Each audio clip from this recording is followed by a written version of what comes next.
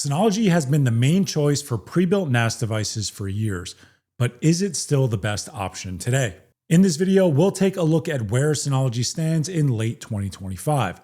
Hardware versus value, DSM features and apps, performance, expandability, and long-term support. Then compare them against the best alternatives. Before we get to that, I want to thank today's sponsor, Twingate. If you've ever tried to access your home lab remotely, you probably know the pain that it can cause. Opening ports on your router, assuming you're not in a double NAT situation, setting up dynamic DNS, messing with VPNs, and then still worrying about security. That's where Twingate comes in. Twingate lets you create a secure, private connection to your home lab without exposing it to the internet. No open ports, no complicated firewall rules. It's built for zero trust networking, which means every device and user is verified before they can access anything, which adds additional security that most VPNs don't provide. You can set it up in just a few minutes using Docker, a Linux container, or more. Recently, I was able to give secure remote access to editors to ensure they could access my Nextcloud server. After configuration, they can access Nextcloud from anywhere, and it allows me to ensure they can only access Nextcloud and not any of my other services. If you want a safer, simpler way to access your home lab remotely, check out Twingate using the link in the description. Thanks again to Twingate for sponsoring this video. Now let's get back to it. So the first thing we're going to take a look at is hardware, and specifically their 2025 models.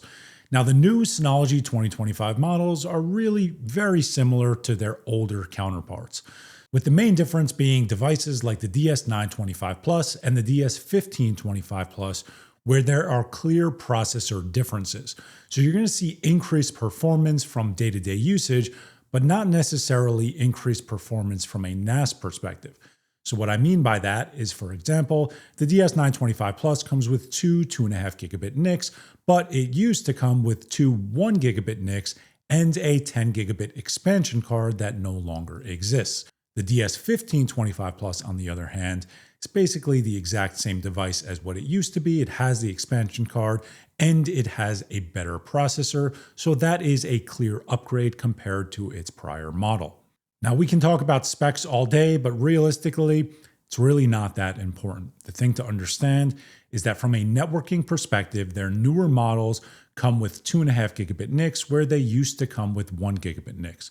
Overall, you're not going to see much of a difference comparing the models other than that networking change. Which plays into the bigger overall point, which is that Synology devices are appliances, or at least that's what they want you to think they are.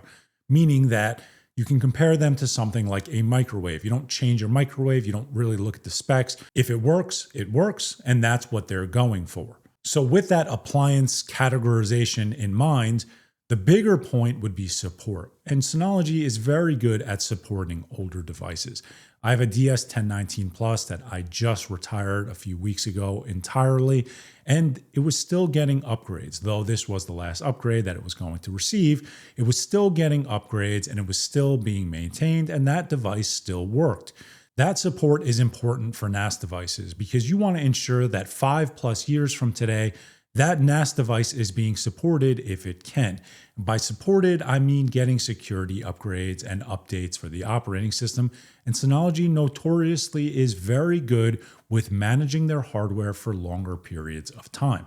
But with that said, compared to the competition, which we'll talk about later, yes, the hardware is underpowered in just about every way, but for a NAS device, it's not necessarily underpowered.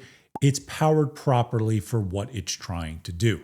Which then leads us to something that I'm going to talk about very quickly, which is third-party hard drive support. Third-party hard drives were not supported initially. They are now supported with DSM 7.3. So functionally, it's no different than any prior Synology NAS device from a consumer perspective. But it was a big issue months ago that today, as long as the policy stays this way, will not be a problem moving forward. So with hardware out of the way, let's start to talk about why people have loved Synology in the past. And we're going to start out at the RAID type level, which is that Synology has something called Synology Hybrid RAID. So SHR allows you to use mixed size drives and utilize some of the storage space. So if you compare that to something like RAID 5, RAID 5 would only be able to utilize the smallest size drive in your storage pool. So if you had two 4 terabyte drives and two 10 terabyte drives, you would only be able to utilize 4 terabyte hard drives, although 2 of them are 10 terabytes. Synology Hybrid RAID allows you to utilize all of that storage space. There are people that rely on that on a day-to-day basis, because if you use that exact example that I just provided, you're going to have close to 6 terabytes more usable storage space using SHR than you would RAID 5. Which leads us to the biggest point of why people love Synology, and it is their software, and in specific, DSM, which is their operating system. Now, DSM is a mature and reliable operating system. So what that means is you're not going to be getting frequent updates, there's not going to be any major changes, and all of that leads to better overall reliability because you're really not changing anything on a day-to-day basis. You're keeping a core set of functionality reliable and stable, which is important for NAS devices. But while that operating system is reliable and stable, one of the reasons people love Synology devices so much is their first-party app support. So you're going to be utilizing 4 or 5 tools that I think are just better than a lot of the competition, and it's hard to replace them even with third-party options, which I've done over the course of the past 6 months or so. I was able to do it, but it wasn't the easiest process. I've outlined that in prior videos. But to quickly talk through them, Hyper Backup is a great backup tool. Synology Drive is a great overall personal cloud. Synology Photos is a great photo management application. Active Backup for Business is a great backup suite for your personal devices. And Synology Quick Connect is one of the easiest and at this point, most reliable and stable ways to access your NAS device remotely. Now, a combination or all of those apps that I just mentioned are reasons why people love Synology, and it's hard for them to replace a Synology NAS. Because once you get into their ecosystem, things just work. And when we talked about stable updates earlier, when you have a system that just works, applications that you're relying on, that stability plus those applications make you a customer for life.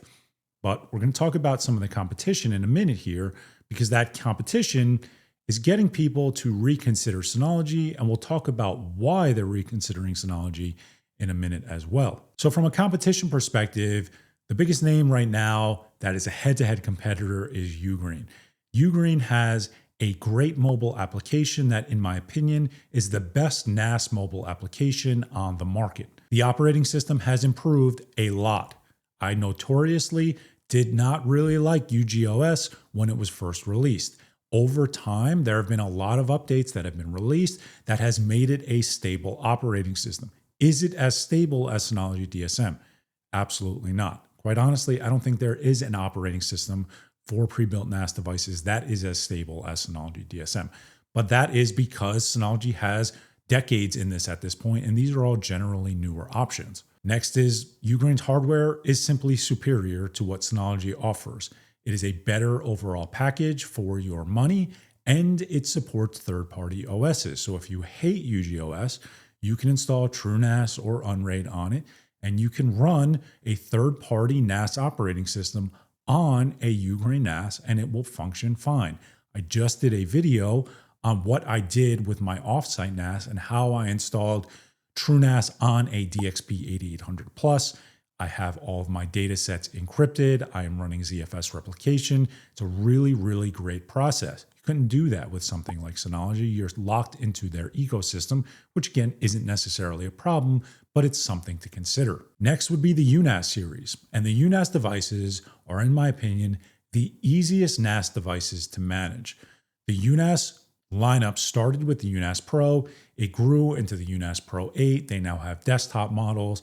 So Ubiquiti is going down that path and continuing to improve that operating system. Unified Drive is the operating system it runs. Unified Drive is the easiest NAS operating system to manage. It's the easiest to configure. It's the easiest to manage, but it is a NAS device. We just talked about first-party apps. None of those are going to exist in Unified Drive. That's not necessarily a problem. I actually do not dislike that point. But for a lot of people, they're looking for app support or at minimum Docker support. That is not an option with UNAS devices. Overall, I really like Unified Drive, and I really like the NAS devices and NAS options that Ubiquiti has released. But if you're comparing them head to head, that application support is going to be the deciding factor for you. And finally, I'm going to hit on this for a very short period of time, but it's really DIY options. So you're talking about TrueNAS and Unraid specifically. Now, I've been going down the TrueNAS path in a lot of videos recently. TrueNAS is not for beginners. TrueNAS, if you take the time to understand how it works and configure it properly, is probably the best overall NAS operating system you could run, mainly because of ZFS. I have a video on that as well. But ZFS with its checksums and its data scrubbing is going to be the most reliable location for your data based on some of those ancillary benefits. But again, it's not the easiest to implement. Unraid is similar. Unraid is, in my opinion, a little easier to implement than TrueNAS, but if you compare it to something like Synology DSM, you're probably going to be lost right away because Unraid is not RAID, it is Unraid. It is really designed for you to just store data on drives. Now, they started to go down the ZFS path and you can use ZFS pools, but the main point and the main takeaway here is that the DIY option is going to be extremely flexible, but it's not going to be very user-friendly. So with all of that said, let's finally answer the question of where Synology stands in late 2025. Because of DSM, it's still the best pre-built NAS device for most people. I'm not going to say for everybody, because your individual requirements are going to determine if it's best for you. But for most people, if you're new in the NAS space, a Synology NAS is going to be your best and most flexible option.